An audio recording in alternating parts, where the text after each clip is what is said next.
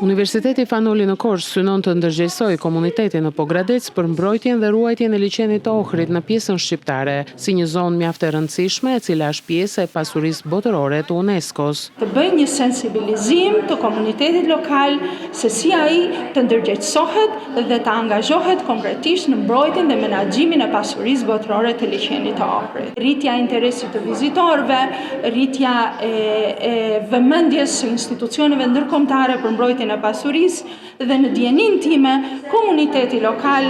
e ka dëshirën për t'u angazhuar më shumë, për t'u dëgjuar më shumë në mbrojtjen e tij. Gjatë aktivitetit u prezantuan objektivat, metodologjia dhe rezultatet e pritshme, si edhe rëndësia e përfshirjes së komunitetit në mbrojtjen e vlerave natyrore dhe kulturore të liçenit të Ohrit, pjesë e trashëgimisë botërore të UNESCO-s. Është mjaft e rëndësishme sepse liçeni i Ohrit është një pasuri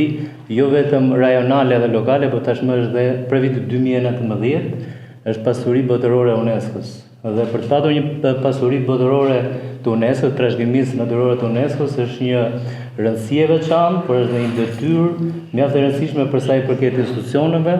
por edhe organizatave ndryshme në mbrojtjen e tyre. Nisma synon të analizojë rolin dhe përfshirjen e komunitetit lokal në ruajtjen dhe menaxhimin e qëndrueshëm të kësaj pasurie, ndërsa janë bërë bashkë kërkuesit shkencor të Universitetit Fanoli dhe studiuesit shqiptar të diasporës, të cilët do të sjellin ekspertizën akademike brenda dhe jashtë vendit.